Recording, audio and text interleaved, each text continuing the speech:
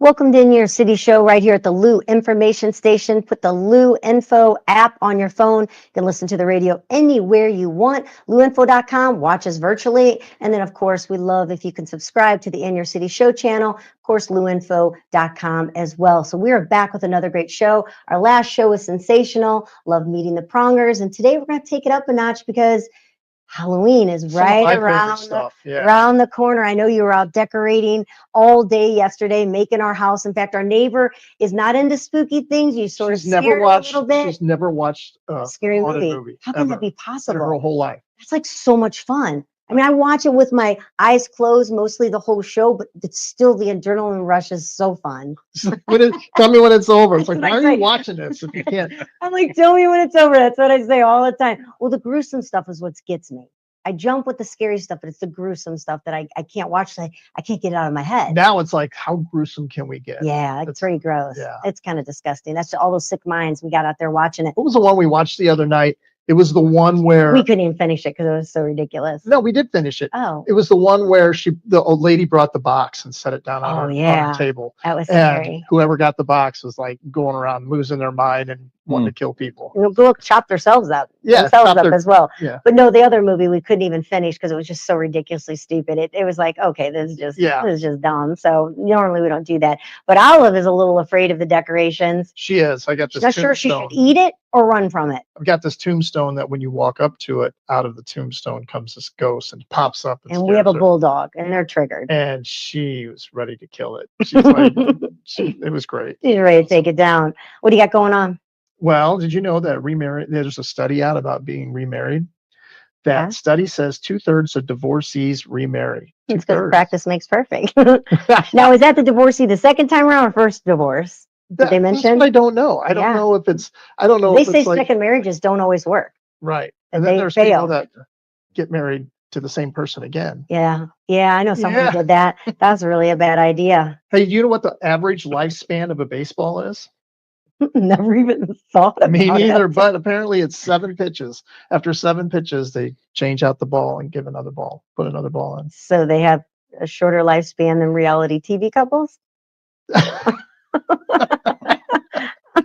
You're funny today. I know.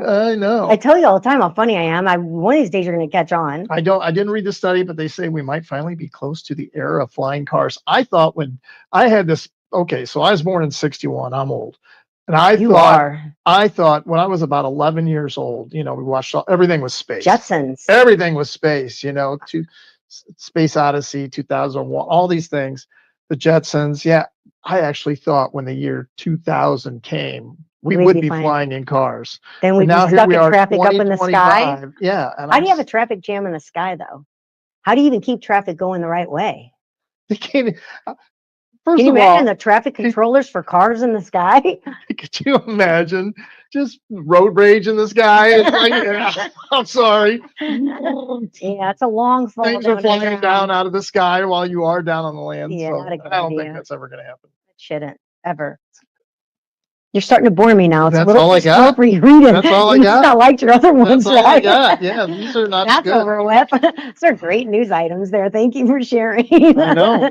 Well, let's get to the show because we're some of my favorite topics. Getting a little bit of chills right now and goosebumps as I get quite often because Frankie it's Cambeletti, but his stage name is Cambo. That's right. So we've got him and Stephen Drews with us of Haunted Soulz Paranormal Investigations. Wow. So now this is also with your Haunted Garage podcast. So Haunted Garage is it's a leg into the full company. So Dan Klein, who's the other owner of Haunted Soulz, he couldn't make it tonight. He got sick. But Haunted Garage is Jeremy King's and myself's. And then we met Dan. Dan had the Haunted Soulz Paranormal team. So Haunted Garage wanted a paranormal team. We basically bought into Dan's company.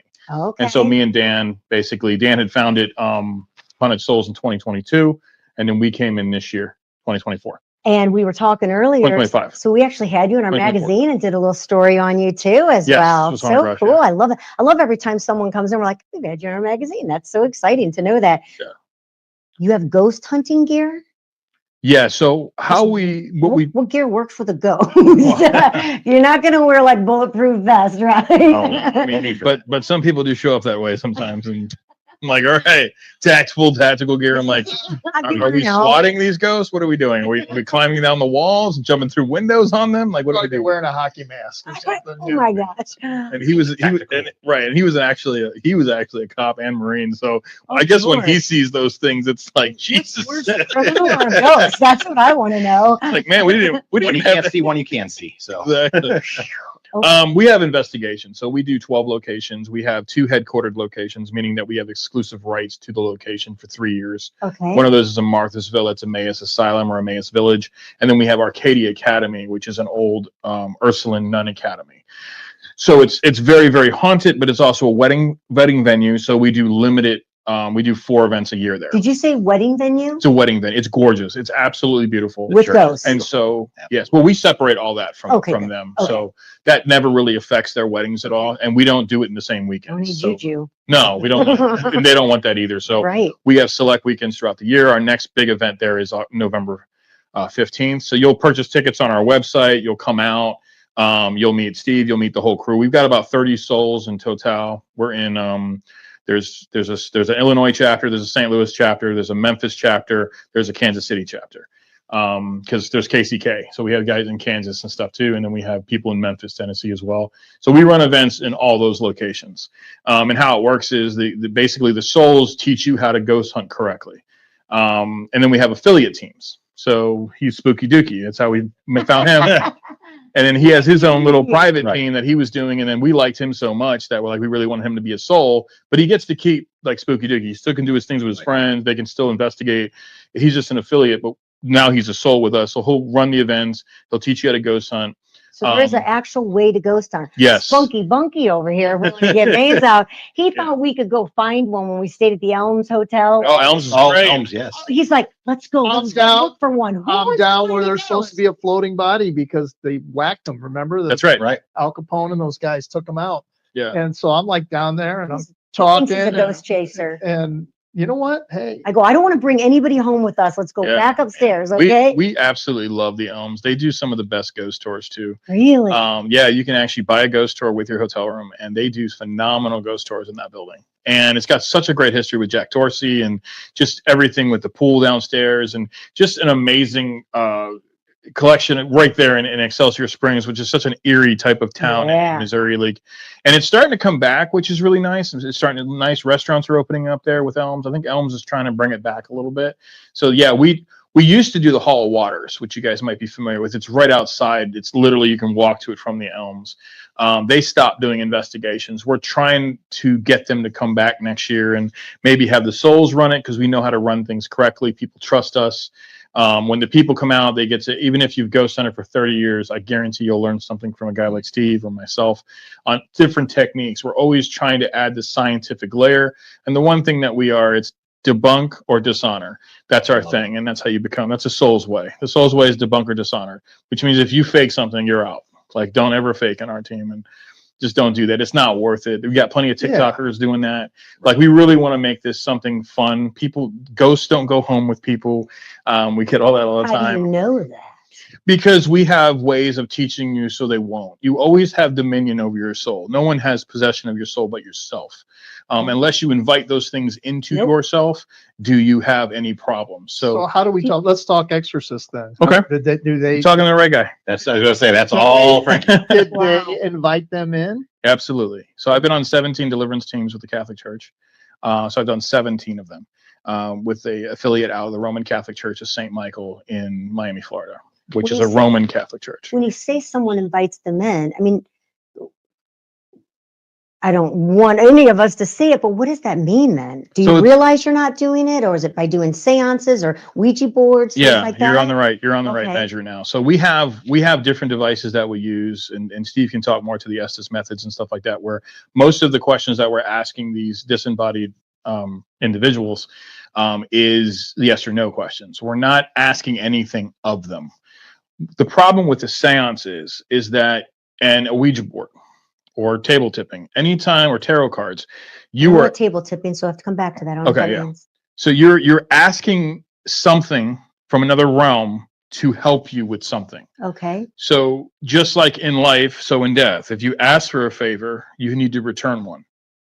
And so that's the problem. That's the invitation part. If you start asking questions, if you start asking for your future, if you start doing these seances where you're inviting these things into your body, into your vessel, that is when you start getting into big problems. That's when you start dealing with the demonic, which in the cases that I worked, I would say maybe one was really eerie to me. The rest were nervous conditions. My cousin's was a priest as well that dealt with exorcisms with the Holy Catholic Church, which is the only church denomination that actually can perform exorcisms. And I've gone toe to toe with Lutherans and non-denominational Christians. They just don't have the right ways to battle with it. The Catholic Church invented it. We're the ones that have fought it our whole lives through the Crusades and dealing with demonic entities and the entire run of the Catholic Church, which is why it always defaults to the Catholics. Even if the Lutherans try or all these other types of pastors try to do it, it always comes back to, we got to bring a priest in here that specializes in it. It's a very different walk for a priest. You'll never ever know who the exorcist is in your church. They are hidden by the archdiocese. You'll never know that. Why is it like no other priest or preacher or? It's because it's a sacrament. It's the sacrament of Christ. Remember that, like, after you get a little religious here, and you know, to any viewer, one of the things about the Soulz is that we're open to anybody's religion, and we're very accepting of everybody's religion and what their beliefs. And if they want to do seances, if they want to do Ouija boards, we're totally fine with that. You just won't do it on our watch. They can't come to our locations with that stuff, and we don't do that stuff. We just don't, because of the repercussions of other people getting in there and not doing things correctly. The reason why the Catholic Church owns the rights to it is because it's a sacrament. It's something that's been handed down for generations, and they have the most information, the most knowledge. So think of software, right? There's a reason why software developers use a certain language. It's because there's documentation. Right? They're not going to trust the new software because it's brand new. They're going to trust the software with the most documentation. It's the same with the exorcisms. We have the most documented cases. We've dealt with them forever. And the way that exorcism works is very different than what most people and what Hollywood tries to portray. It's usually wrong. The actual rite or ritual of exorcism, which there's two, it's 20 pages long. That's it. After that, did you hear that? You said that's it. That sounds like a lot. Yeah. Well, after that, the average exorcism lasts anywhere from 7 to 16 hours, but it's not over. It's called the residual haunting after. Yeah. So there's that's why there was Exorcist 1, 2, 3, and 4. Yeah. There's always an old one and a new one. There's always an old one and a young one. Just in case the other one passes. So you always have a backup priest. You know, exorcisms are they're a very interesting subject matter amongst a lot of different people. I mean, a lot of people have gravitated toward clickbait. And although people have the right thing in mind of having dominion over your soul and understanding what that means from Christ's standpoint, it doesn't necessarily mean that you can battle this thing alone. You've invited it in, but you're going to need people to get it out. Okay. And it could take months, it could take years. And that's what the movies never portray. People that were once possessed can be possessed again by the same spirit. If it's not bound to the cross of Christ, which is why saging and all that stuff doesn't work, because it needs to go somewhere. Which is why one of the biggest controversies that I bring to the team is, like, I don't believe in haunted objects or dolls, because I'm a demon ontologist. I study the origin of demons. What about that doll? Annabelle? Made the Conjuring? Annabelle, and everybody, and the church burns down where she's at. And how much time we got? I think that there's manifestations. I think that we're now very good friends with the team that was running with Annabelle. We had our controversies in the past, but that particular team, the Nesper team, which is Tony Spera and Judy Spera, which owned the rights. Well, they sold the rights for 5 years to Matt Rife. But, I saw that. Yeah. So Elton bought the house or the cottage. You know, I've interviewed people that were ex-Nespers members. You know, there's something to the Annabelle doll, but I believe what we would call an egregore or an elemental or a crawler, which is something that's manifested by ourselves. So we're bringing in negative energy to it. So think about when you bring things into yourself, right? If you think negative thoughts, negative things are going to happen. If you think positive thoughts, positive things are going to happen. It's proven, right? You don't want to be a negative Nancy, right? Because your job looks at you like a cancer. You want to be the positive person that's trying to bring positivity to people that are working around you. It's the same thing with the paranormal. It's what you get, what you put into it. And Dan always says that in the beginning of the night. He always say, what you get, what you put into it. So if you're talking to these spirits, if you're trying to understand what these spirits need or want, and that maybe you can have a conversation or commit to dialogue with them, that's great. But the one things you should never ask is, make me rich, make me a millionaire, make me, give me powers, make me do these things. Be careful what you wish for. Right. Is that's Wishmaster, right? As an affirmation when you're saying things or in your prayers or whatever, right? Or No, affirmations are different because you're sitting there saying, I am wealthy. I am a magnet. You're not bringing anybody else into it. It's yourself. You're manifesting. What about watching scary movies in your house and opening your door to scary things? Is that opening doors to things? Like I never let my daughters watch The Exorcist in our house. Right. I didn't even want that energy in our home. Now, but I do watch scary movies. No, I don't think it opens the door. I think it's strictly for entertainment purposes. Okay. I mean, I don't buy too much into that. Okay. That's just my personal belief on that. Sure. One thing, it's a man-made movie you're watching. Right. It's not an actual. Well, some of them are true stories. Some of them are, but they're based on true stories. Sorry. And it's and in my opinion, again, it's loosely based on true stories. I mean, every lie has a bit of truth to it. So we watched Monkey one the other day. Right. So when Monkey, it was so stupid. Yeah, that's the one we turned off that we didn't watch. It was so bad. So what about like when my mom passed? The light in my closet was blinking for quite some time. Stopped. My brother just passed in August, and my light is blinking in my closet again, which I was teasing. I was like, "Okay, Mark, I'm getting undressed. This is creepy." Or my brother, and teasing or whatever. But it didn't scare me. But it was kind of weird in the downstairs light. Yeah. And you didn't change the bulbs, right? Nope. It just stopped. Is it just something strange in my head, or can they use light for a moment before they cross over, or do you believe they stay for a while? And what's the difference between an angelic moment and something that is demonic? There's a lot to unpack there. It's so much. No, you're fine. There's a lot to unpack there. I mean, Steve, I think that Steve has had more experiences than I have. I'm very guarded. I'm very blocked because of my belief system. Okay. I mean, the Exorcist question, watching scary movies, does that open up an invitation? The Catholic Church would say yes, it can be an invitation to the dark. However, to Steve's point, they're man-made. Most exorcism movies get it wrong. The Exorcist film, however, gets a lot right. And that is what's scary about that film. Yeah, it gets in your head. It does get in your head. It can manifest things. And a lot of kids outside of that film, it was one of the highest circuits of one of the reasons why the Catholic Church hides The Exorcist is because so many kids and so many people thought they were possessed after that movie that they literally they were getting inundated. The rectories were getting inundated with phone calls and then you're trying to, figure out which one's real and what's not. The Catholic Church wants to help you, but there are things that you need to look for as investigators into that type of demonic force. There's things that priests look for. The exorcist will look for they're the biggest skeptic in the room. Sure. Never forget that. It's good to know. They are very, very skeptical. They're cut differently than most priests. They've dealt with stuff mostly in the third world. Doesn't happen in the first world. And what was the other point? One of the other questions you had was, the difference between like me seeing my light flickering after a loved one. Sure. Is there time before I don't know what your belief is, but cross over that makes that a different type of energy force to a demonic force? Was that someone who was bad one time, or is it just bad energy?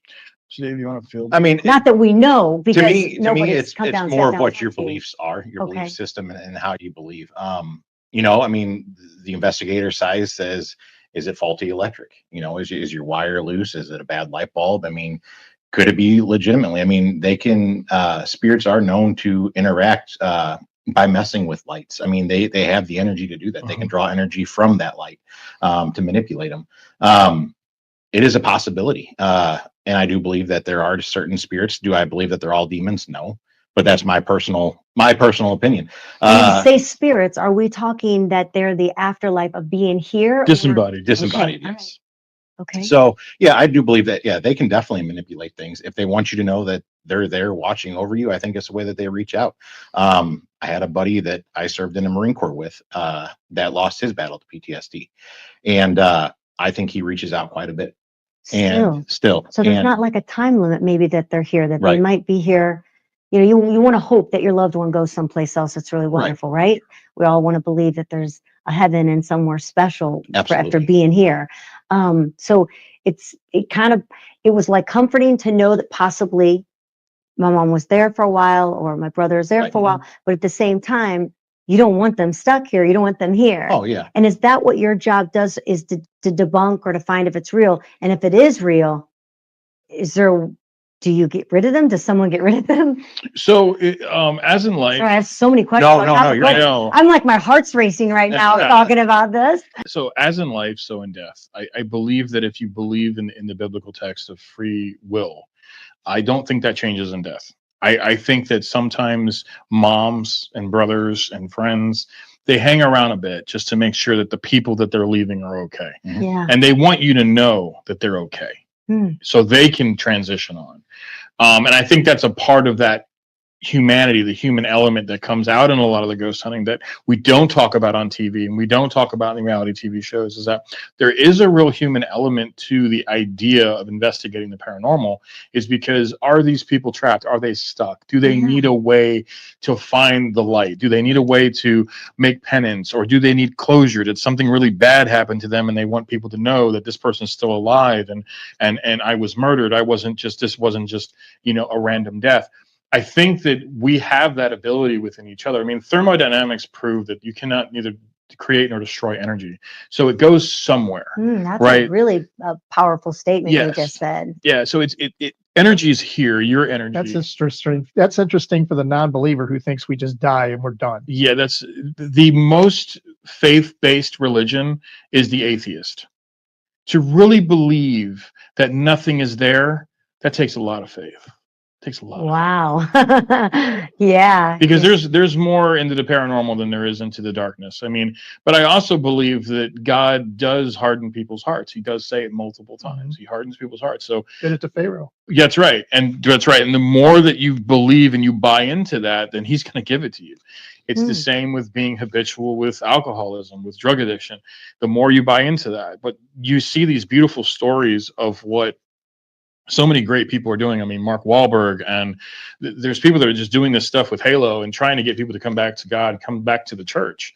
And some of my team is they're believers, they're agnostic, but they're not all Catholics, they're not all Christians. But the fact that what they're doing and how they're believing in things is in a positive way, I can't find fault in that. You'd be surprised how many times you're actually talking to a ghost, been around a ghost, and didn't even know it was a ghost. Yeah. It happened to my mother and we were in Charleston, South Carolina. And we went up to a restaurant called Poogan's Porch because it's notorious for having a haunted dog. And I'm a huge dog lover. And so is my family. So we wanted to go to the restaurant with the haunted dog. Well, my mom walks in and the lady's like, "How can I help you, ma'am?" And she's like, "Well, we have a party of 4. And she's like, "Okay." And then the lady goes upstairs. And then my mom's Italian. She's like, "I don't go. What's she doing? What's she doing? I don't want to go upstairs. I don't want a room. I want a table, So, so she comes out. She goes, "I don't know. There's some baddie woman in there." And so my mom's from Philly. She's very, very hardcore. But so I walked in and I'm like, "Hey, we just met somebody. We're supposed to have a table." And she's like, I'm the only one working today, unless you talk to a waiter." I'm like, "No, she was standing right here." My mom like, "Yeah, she had a bun on her head and a black dress." And then the owner behind her was like, "Did she look like this?" And they showed us a picture. She's like, "Yeah, her." And then that's the ghost that basically does that. She also appears in the mirrors upstairs. And I'm so sorry to stop. The real is day right now, and we got to come back to this, but we have to take a commercial break. We're talking so much. No, you're fine. We forgot commercials. So don't go anywhere, because this is so much fun. So we'll be right back with more right here on the In Your City show, talking paranormal with Frankie and Steven. So hang tight. We are back with the In Your City show right here at the Lou Information Station, brought to you by our city lifestyle magazines, Chesterfield, Clayton, and St. Charles County City Lifestyle. Also want to give a big shout out to Jennifer Williams with St. Louis Closet Company. We appreciate you so much. She supports local. She's all about local. She is a local business located right over in Big Bend, and she's fabulous. 35 years in business. Nothing they can't do to make your house go from chaos to calm, whether it be your garage, your basement, your closet, your pantry, a little bitty teeny closet. They can make it seem so much larger and so much more organized. So Jennifer, thank you so much for being such an asset to St. Louis and making people's lives so much better. We appreciate you. So back to paranormal. We have with us Frankie Cambeletti, that Italian, Yep. and Stephen Drews with the Haunted Soulz Paranormal Investigation. Yes. We have been talking so much about, I can't quit talking. I can't wait to sit down with you guys again. What inspired you to want to even begin to do something like this? To me, it's terrifying. To you, does it bring you any fear ever? And why did you get started? Your mom probably goes like this. Yeah, my mom was one of the reasons why I'm actually into it. My mom was very into. She's still not as much. I mean, she's older now, but when she was younger and I was younger, we loved going to graveyards and going ghost hunting. And my mom was very open to it as well. I mean, we had a lot of friends of the clergy in my house. I even at one point wanted to be a priest, and and I'm trying to go through the deaconess right now, through the archdiocese right now, to be a deacon. So I have to be married for 3 years, but and I just finished 1 year this next week. So got 1 year marriage under my belt, and 2 more years I can be a deacon. So that's what I'm trying to do with the Catholic Church. I still want to give back and stuff like that. But for me, it was always about, we had a run-in with a Ouija board when I was a kid, and I never forgot that. And that's how I know this stuff is real. I played with one too. Am I okay? It was a long time ago. Second grade. Am I okay? It might be a little late to ask now. No, you're good. Yeah. That's what's wrong with it. That is the most stubborn demon ever. Right. I was gonna say. Like, I like your life. I mean, I don't know that I'd change anything. That's what the demon is saying. Like, That demon comes out good. every once in a while. it's Oh, you just didn't good. say that. That's for a different show. You know? Yeah. The boots are questionable, but I let her have it. So we have to, and that's the thing too. I think that like when we had this experiment when I was a kid with the Ouija board, I mean, things got very dark very fast, and we had to bring a Father Wren in, an actual priest father came in, and I remember him saying like, this is a board game. You can't take this, you can't do this. It's not a board game. Like, and when he walked into the house, you could see his skepticism kind of wiped off his face, because it's Florida. It's where I grew up. I mean, the house is 60 degrees. It's 85 outside. And he's just looking around like something's wrong. Like there's just something off. Mm-hmm. And, we went on to lose 2 dogs mysteriously over that whole event. So there's something very dark about, but it also was curious. It was also intriguing that I wanted to explore it more. I wasn't afraid because I've always had God. I've always had him on my side. And so when you go into those dark places, when you go into there, I mean, we were just at Missouri State Penitentiary in D3, and I walked down there by myself 5 times. You have this to be a soul, to represent our colors, our team, our cuts. It shows that your bravery is over your heart. So I'll never make it on your team. You have to do lonely walks. You have to, to be a soul. It's a 16-week program. There's a whole standard operating procedures. There's the ways that we ghost hunt versus other teams don't ghost hunt. Every soul on my team has done their lonely walks, which basically means they got to investigate by themselves in some of the most haunted places. And you got to earn that courage, because it shows us that you can go and get a person that's freaked out. You can go and get equipment that somebody left behind by yourself. Where you don't need the whole crew to go. And so that has always been like how I started in it. And I started at 17 years old. So 12, 13 years old, that thing happened with the Ouija board. And then I got back into it when I was 17 years old. And then I was basically a solo investigator. Back then we didn't have phones and stuff like that. We had to use our gut. We had to use flashlights. We had high 8s and, that were, infrared kind of. And that's the best piece of equipment is your gut, though. Right. And that's where I'm still at. To this day, people say, well, you bring any equipment with you? I'm like, I got my flashlight. I'm good. And a body cam. I've always carried body cam with me, a little IR. In case I do get something, it'll be on camera. But I don't really get into a lot of the stuff, but we offer it. Inspired you. And I think that's what happens as kids. You watch scary movies. Right. Remember that thing, you used to stare in the mirror and you'd say this thing over and over, and apparently you're supposed to see things. I mean, there's some crazy things that we did. Yeah, exactly. You don't realize with Bloody Mary. Right. Yes, Bloody Mary. That was the one. So I mean, all those things you do as a kid, you just want to be afraid and stiff as a board, light as a feather. And then you try to do those things where you can, put the fingers under. I mean, so many stupid things. Opening the door possibly to, to bad things out there like that. Are you ever afraid? You're not afraid, you said. Even as a kid, you weren't afraid when that. I think when the Ouija board stuff was happening, it was very scary, and we were. Yes, I had never in my life had seen that many shadow people. Like, it would just run by your face. Like, you would just be sitting on the couch and all of a sudden you'll see, poof. I don't think I've ever leaned this forward over when I'm talking. Yeah, I'm literally about to come out of my seat. But I mean, I think that's some of the things. on camera. Yeah, some of the things The Conjuring gets right. Some of the things that Blumhouse, we're very good friends with Blumhouse. I got a very good friend that works there. Some of the stuff that they get right is the shadow people. Some of the stuff that they get right in their films.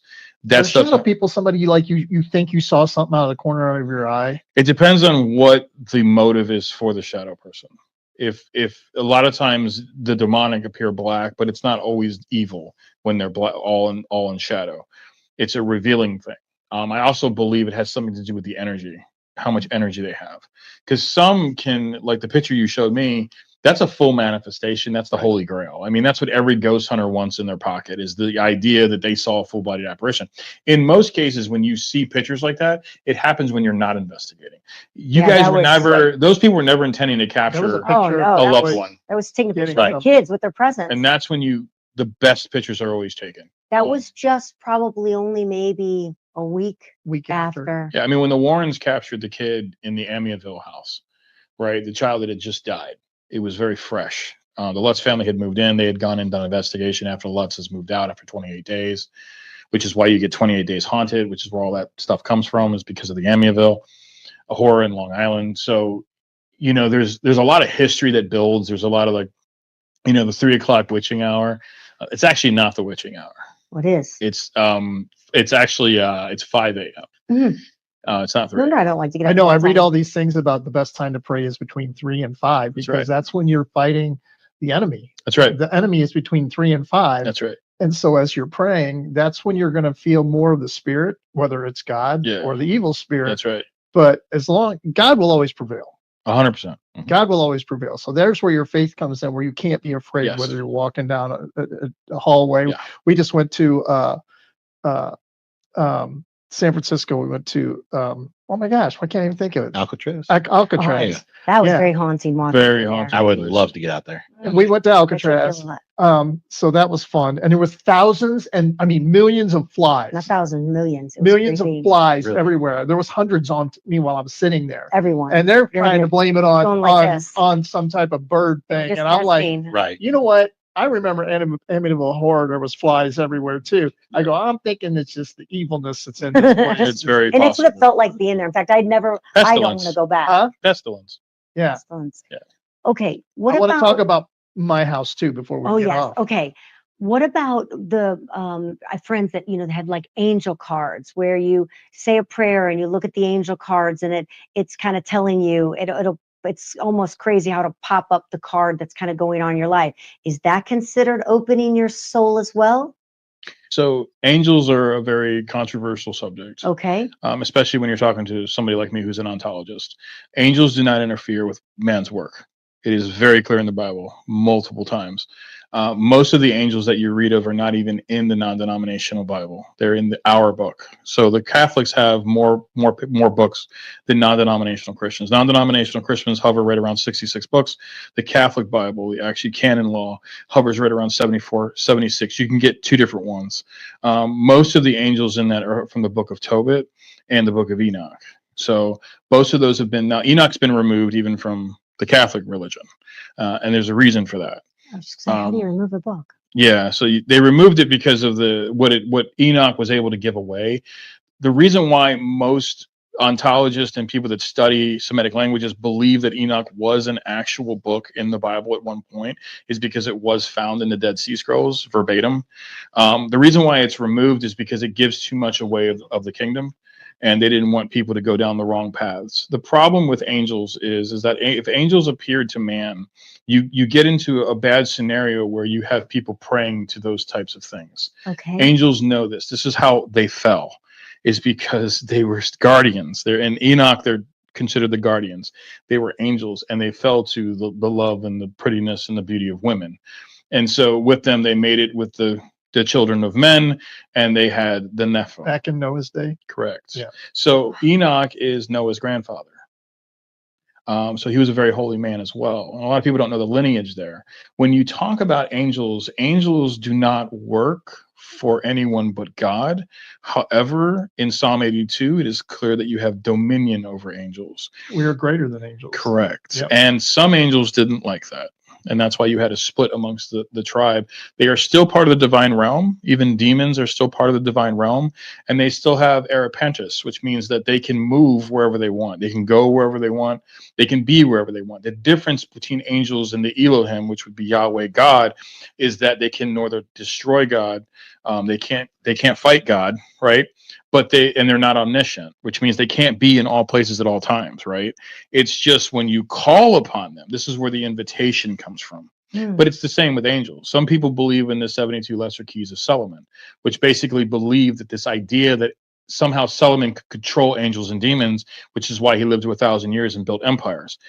Is there truth to that? Well, if you look at the Bible as a supernatural book, then yes, there could be truth to that. Dr. Michael Heiser wrote a lot about this before his death in 2023 in a book called Angels, but he's very clear on what angels represent, right? There's Raphael, there's Michael, which is the most, I mean, this guy can blow away earth with a whisper. I mean, they know, and there's the messenger Gabriel, and there's Raphaim, which not a lot of people talk about because he's in Tobit. They're destructors. They do God's will, and they will never appear to anyone. Angels do not appear to man. They've made that promise since the fall. They do not. You cannot pray. What about the book of the Bible where it tells us we have been entertained by angels? So it's an interesting dialect, and I've always tried to get to the bottom of that Semitic text and what they were meaning by that.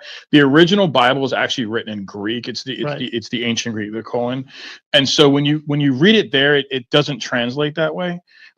So I believe what they mean is that, like, the one thing that I would tell people that with angel cards is the manifestation of artists, right? These people make these angels look beautiful. Angels are not beautiful. In every part in the Bible where you have people that have faced a demon, it's the same thing. The angel says the same exact thing. They say, be not afraid,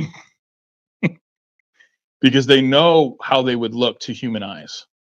We don't have the precepts in our eyeballs, the cones in our eyes to see as many colors are there. We don't have the force, nothing to see what actually is in there beyond the divine realm. That's why the apostles didn't recognize Jesus. 100%. Yeah. Yes, because he was in a divine form, right? That's why you have doubting Thomas. So when you read the book as a supernatural book, then the Bible starts to make sense because everything starts to add up. In the case of angels, angels do not make their presence known to anyone. It's kind of a gimmick or something. It's not that it's a gimmick, it's that people are misled. Okay. So are those ghosts that we're entertained by sometimes? Because my mom, when my father passed away, my mom was sitting in a car. It was like a couple weeks after he passed away. And out of nowhere, this man came up and said she was upset. And out of nowhere, sitting in her car, this man comes up, gives her a rose, says everything's going to be all right. She turned around and he was gone. Mm-hmm. So that could have been an angel. Right, because God sends angels. He sends messengers. He does those things. Right, there are 7 arts. She's got a hotline to God. She's that type of woman. Yeah, and sometimes you do have that beautiful, and the non-denominational Christians do a great job of having that built-in personal relationship with Christ. My child, my own daughter, was afraid to tell me that she was going to be baptized. So her mother called me and said, "Hey, Sienna's been wanting to tell you this for a while, and like it's just really hard for her." I'm like, "Why?" And I'm like, "Well, you know what? Let my daughter tell me." And she told me, she's like, "Dad, I want to be baptized with my friends." And I'm like, "That's awesome. When is it?" And she's like, "You're not mad?" I'm like, "No, you could have told me you were going to be a Wiccan." Then we would have had some problems, you know. As a baby. None. Catholic. She was, Catholic. but she chose the path of non-denominational Christian, which they do a great job at music. They do a great job at healing. They do a great job at professing and love and proverb. And a lot of people that are in the non-denominational realm, they know their Bible more than Catholics do. Don't be dependent upon the word, right? Like that's what one of the things about like the Catholic religion, you know, we read out of a missalette, you know, but you're always encouraged to read the Bible. But it's always a good thing to have somebody that knows the knowledge of the Bible because the Bible in and of itself can mislead people, right? That's how we got the Mormons. So it's like we have a lot of interpretation and not going back and reading the original text and very important. Also taking things out of context. So many times Other other religions take things out of context, and it's like they're not really looking at why this verse was written and who it was going to and who it was talked to at the time that it was written. Yeah. And that's how you get cults. Yeah. Right. That's how you get, you know, people just misinterpreted.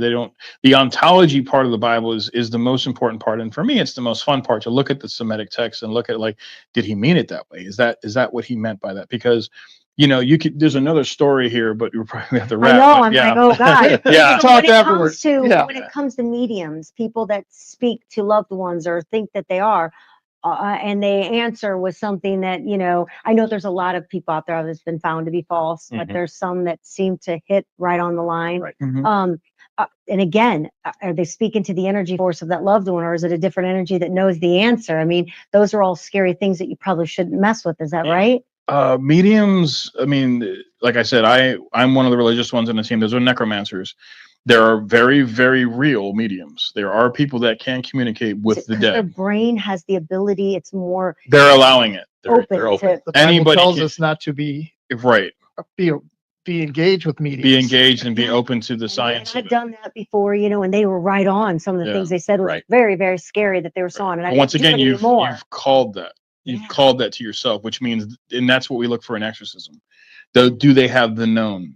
The known is the most deadliest leg of the exorcism. That's what they look like in the child. And what the known is that if you bring in a 68-year-old priest that's been practicing and has been an exorcist for 30 years, and there's a 6-year-old there that is basically possessed by a demon that's been around for 30,000 years, and he looks at the priest and says, I know you. We've met before. You didn't bind me as much as you thought you bound me. Isn't that right, Father Paul? Or should I call you Michael? And that was the one I was in Haiti. Oh my God. And this kid did not speak English. He was Haitian. He spoke Creole. Kid spoke perfect English to the priest. That's not terrifying to you. That doesn't. It was horrifying. Okay. It was like, all right, well, if this ain't a set, right. This might be real. Let's wrap this up. Let's get this guy to go. He's a 6-year-old speaking English right now. And you're not, I'm just a holder. I'm not supposed to even look at the thing, because it can make eye contact. And it was very creepy. Because up until that point, I had done like 15, and I was like, this is. My head is super heavy right now, like listening to all the questions, the things coming in the mind. And, like when you're sitting there and a song will come through your mind that you haven't heard in 30 years or maybe, and word for word, and you're like, you feel like where did that come from? It doesn't even make sense that it came through. I do want to put a bow, close a loop though. Mediums, there's a beautiful medium up in Hannibal named Brittany Buckwalter. She is in the light. She does not do anything dark. She doesn't ask anything of it. It's a gift that she has. She always, and there's a lot of mediums that play in the light. They don't play in the dark.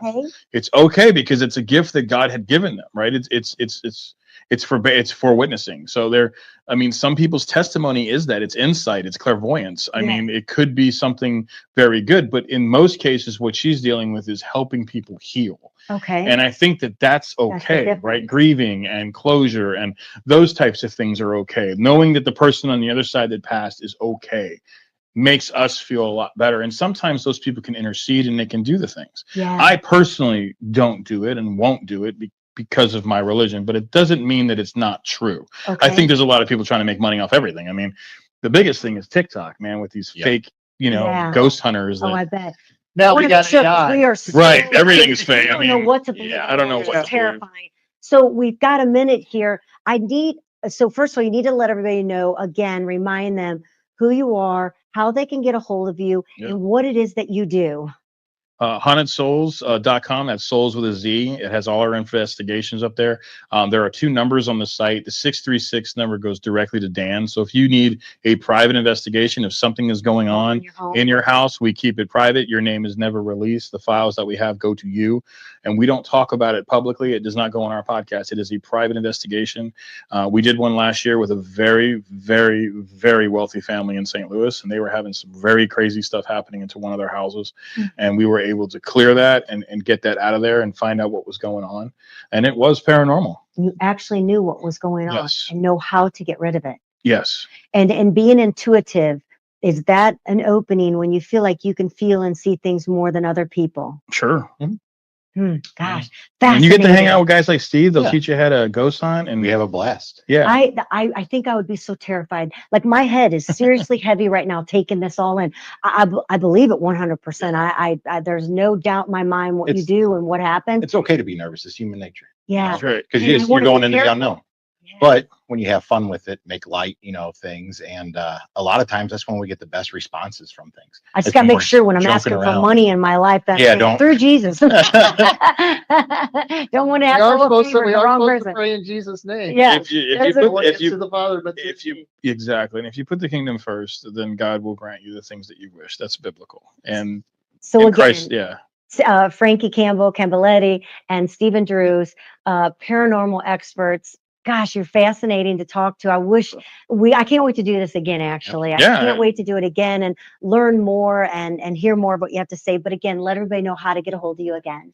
HauntedSouls.com, Souls with a Z. Come out to one of our investigation sites. Every place we have is basically non-demonic. I go through it personally. I check all the facilities first. There are places we do not investigate.